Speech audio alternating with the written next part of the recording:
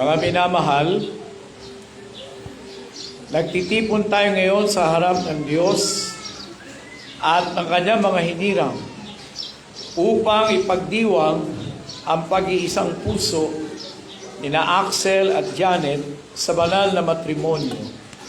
Ang pag-aasawa ay isang marangal na estado na itinatag ng Diyos.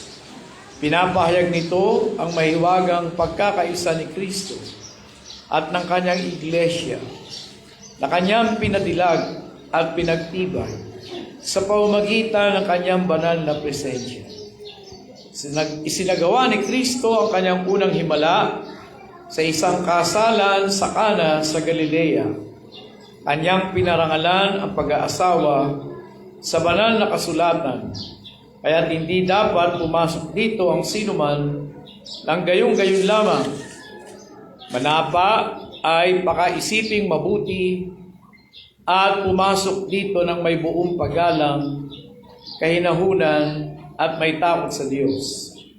Dapat na isinasaalang-alang ang mga dakilang layunin sa pagtatag ng estado ng pag-aasawa.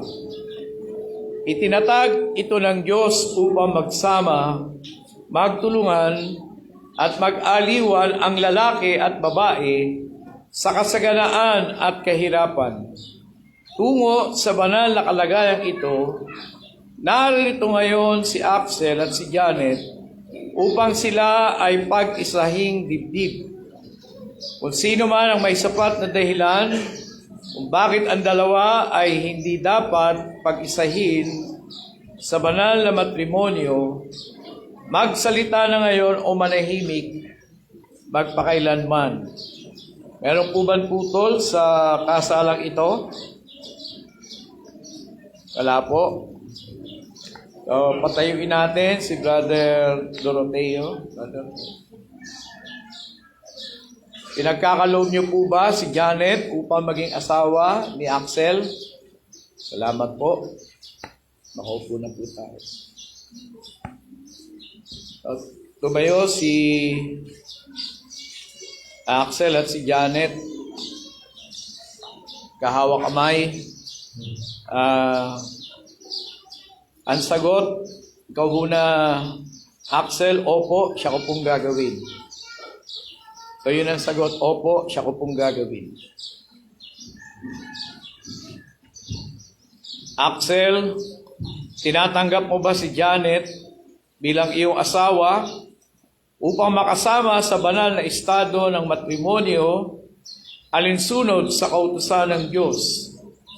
Iibigin mo ba siya, aaliwin, pararangalan at aalagaan, hindi iiwan sa hirap at ginhawa, at tatalikuran ng lahat upang tanging sa kanya ka lamang pipisan habang kayong dalawa ay nabubuhay? Opo, siya ko pong gagawin. Janet, ikaw naman. Yun din ang sagot, opo, siya ko pong gagawin. Janet, tinatanggap mo ba si Axel bilang iyong asawa upang makasama sa banal na matrimonyo alinsunod sa kautusan ng Diyos? Iibigin mo ba siya, aaliwin, pararangalan at aalagaan, at hindi iiwan sa hirap at ginhawa, at tatalikuran ng lahat upang tanging sa kanya ka lamang pipisan habang kayong dalawa ay nabubuhay? Tayo po ay tumayong lahat para sa isang panalangin. O Diyos na nagpabanal sa estado ng matrimonyo, na naglalarawan sa mahiwagang pakikipag-isa at pagkakaisa ni Kristo sa iglesia, pagpalain mo nawa ang iyong mga lingkod, Axel at Janet, upang sila'y mag-ibigan, magparangalan at mag-aliwan sa isa't isa. Pagpalain mo sila upang sila'y mabuhay na magkasama sa pagtatapat at pagtitiis, sa karunungan at tunay na kabanalan, upang ang kanilang tahanan ay maging lugar ng pagpapala at kapayapaan sa pamamagitan ni Jesucristo na aming Panginoon. Amen. Tayo pong lahat ay makaupo.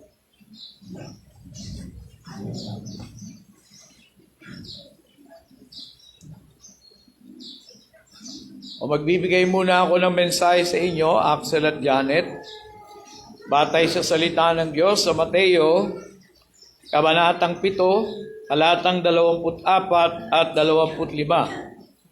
Kaya't ang bawat nakikinig at nagsasagawa ng mga salita kong ito ay may tutulad sa isang taong matalino na nagtayo ng kanyang bahay na ang pundasyon ay bato.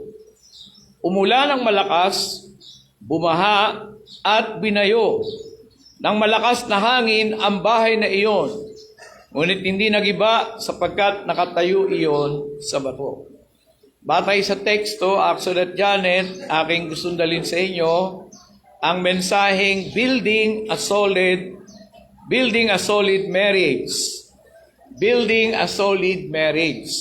Paano ba tayo magkakaroon ng isang matibay na pagsasama bilang mag-asawa? Paano ba tayo magkakaroon ng isang matibay na pagsasama bilang mag-asawa? Sa paghahambing ng Panginoon, ang taong nakikinig at nagsasagawa ng kanyang salita ay tulad ng isang matalinong tao na nagtayo ng bahay sa ibabaw ng bato o ang pundasyon ay kabatuhan. Sa talinhaga ng Panginoon, parehas ang mga elemento na tumama sa dalawang bahay. Umulan ng malakas, bumaha at binayo ng malakas na hangin ang dalawang bahay. Ang itinayo sa buhanginan ay bumagsak at nawasak. Ang itinayo sa kabatuhan ay nanatiling nakatayo. Ganon din sa buhay at sa pagpasok sa pag-aasawa. Kung tulad ka ng matalino, batay sa talinhaga ng Panginoon, magiging matibay ka at tatagal ang inyong pagsasama bilang mag-asawa. Kaya tayo ay may katanungan, paano magtatayo ng isang matibay na tahanan o ng isang matibay na pagsasama? Una, dapat niyong gawin, ilalagay natin ang tamang pundasyon. Sa mga mananampalataya, wala nang ibang pundasyon na pwedeng ilagay kundi ang ating Panginoong Jesucristo. Sa unang Korinto, Kabanatang 3, talatang 11, ang sabi ng salita ng Diyos, sapagkat wala nang ibang pundasyong maaaring ilagay, maliban sa nailagay na, walang iba kundi si Jesucristo. Kung gusto natin ang ating pagsasama bilang mag-asawa ay magtagal at magiging matagumpay, tanging ang Panginoong Hesus ang dapat na maging pundasyon ng ating buhay at ng ating pagsasama bilang mag-asawa. Kinakailangan may personal at tama tayong pakikipagrelasyon sa Panginoong Hesus at naglilingkod tayo sa Kanya. Sinusunod natin ang Kanyang salita. Kaya sa inyong buhay, Axel at Janet, nawa, nagawa ninyo na kayo ay mayroong personal. Kayo ay mayroong personal na pakikipag-ugnayan, may personal na pakikipag-ugnayan, relasyon sa Panginoong Hesus sa pamamagitan na tinanggap nyo at kinilala nyo siya, kinilala nyo sa Jesucristo bilang Panginoon at tagapagligtas ng inyong mga buhay. Yun yung personal na pakikipagrelasyon sa Panginoong Hesus. Kinilala natin siya at tinanggap natin siya ang Panginoong Jesucristo bilang ating personal na Panginoon at tagapagligtas. Kaya nailagay na natin ang tamang pundasyon, ating buhay at ang ating pagsasama bilang mag-asawa. Ang pundasyon natin ay ang Panginoong Jesucristo.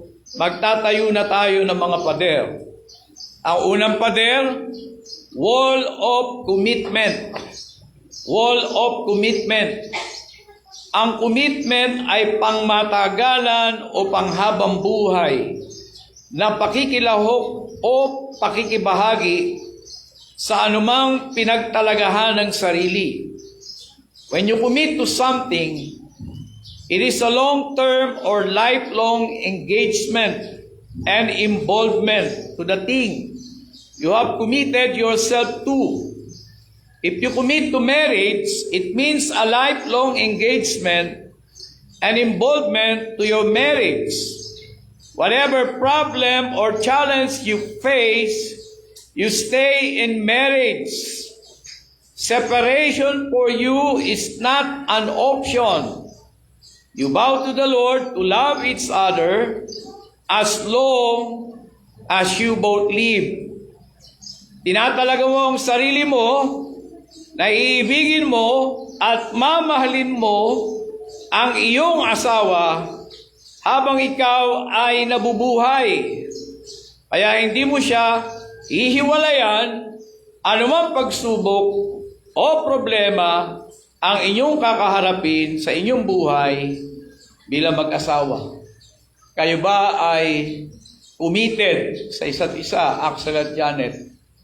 Magsasama kayo habang buhay. Si Axel. Praise God. So, yun ang unang pader, no? Kumbaga, nagtatayo tayo ng bahay. Ang unang pader, ang pundasyon, si Lord Jesus Christ. Ang unang pader, wall of commitment. Ang pangalawang pader, wall of communication. Napakahalaga ang mag-asawa na palaging nag-uusap. Ito ang susi sa pagkakaroon ng pangunawa sa isa't isa. Kaya ang lahat ng bagay ay inyong dapat pag-usapan. Mga plano nyo sa buhay bilang mag-asawa, mga pagsubok na kinakaharap, at magandang practice na gagawin nyo bilang mag-asawa bago kayo matulog tuwing gabi, kayo ay mag-uusap. You develop understanding and you learn to be a good listener. So sa pag-uusap, palagi, dahil wall of communication, yung pangalawang pader, ang pinakamahalaga yung tayo ay nakikinig at umuunawa, nakikinig at umuunawa sa sinasabi ng ating mahal sa buhay. Kaya gawin nyo, palagi kayong mag-usap, anumang bagay, anumang plano, inyong pinag-uusapan. Ang pangatlong pader, wall of love, pag-ibig, wall of love. Love between a man and a woman can be unlearned and relearned. Ang pag-ibig sa pagitan ng lalaki at babae, pwedeng mawala, pwedeng maibalik. Ngunit kung ang pag-ibig ng Diyos ang dumadaloy sa ating puso at buhay, ito ay nananatili, nagtsatsaga at nagtatagumpay. Sa unang Korinto, kabanatang 13, mula sa talatang 4, ang pag-ibig ay matyaga at magandang loob, hindi mainggitin, hindi mayabang, ni mapagmataas man, hindi magaspang ang pag-uugali, hindi makasarili, hindi magagalitin, o mapagtanim ng sama ng loob sa kapwa. Hindi ito natutuwa sa masama. Sa halip, ay nagagalak sa katotohanan. Ang pag-ibig ay matiisin, mapagtiwala, puno ng pag-asa, at nagtsatsaga hanggang wakas. Ito yung pag-ibig na kailangan ninyo, Axel at Janet, ang pag-ibig na nagmumula sa Diyos. Ang pag-ibig na kailangan tumaloy at maghari sa ating mga buhay. So, i-summarize lang natin ang pundasyon. Paano tayo magkakaroon ng solid marriage? Building a solid marriage. Ang pundasyon, ang ating Panginoong Jesucristo. Ang unang pader, wall of commitment. Ang pangalawang pader, wall of communication. Ang pangatlong pader, wall of love. Ang pang-apat na pader, the wall of forgiveness. The wall of forgiveness. Tao tayo, nagkakamali at nagkakasala. Ngunit kung tayo ay madaling magpatawad, nagiging tulad tayo ng ating Ama sa langit. Pagkat ang ating Diyos Ama ay mapagpatawad sa ating mga kasalanan sa atin na kanyang mga anak. Sa Efeso, Kabanatang 4, talatang 32, sabi ng salita ng Diyos, sa halip, maging mabait kayo at maawain. Magpatawad kayo sa isa't isa, tulad ng pagpapatawad sa inyo ng Diyos dahil kay Kristo.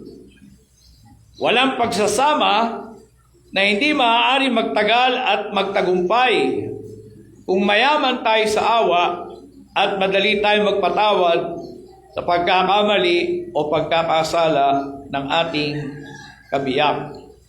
So ano yung 4 na pader? Wall of commitment, wall of communication, wall of love, wall of forgiveness. Ngayon, bububungan na natin ang ating bahay. Ang ating ibububong sa ating bahay, the roof of grace. Ang bubong ay ang biyaya ng Diyos. Naitatag natin ang tama at tanging pundasyon sa ating pagsasama bilang mag-asawa, ang Panginoong Jesucristo. May 4 na tayong pader para sa ating bahay, para sa ating tahanan.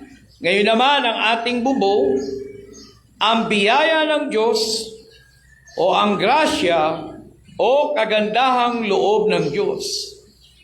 Hindi tayo dapat mananangan sa ating sariling talino, lakas o kakayahan upang magtagal at maging matagumpay ang ating pagsasama bilang mag-asawa, kundi tayo ay lubos na magdedepende sa biyaya ng Diyos.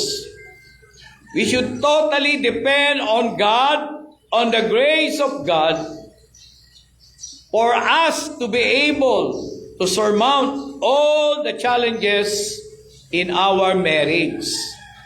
Kaya yung lahat ng hamon, pagsubok, problema sa ating buhay bilang mag-asawa, para ito'y ating malampasan at mapagtagumpayan, dapat lubos ang ating pagdepende sa grasya ng Diyos, sa biyaya ng Diyos, para sa ating mga buhay.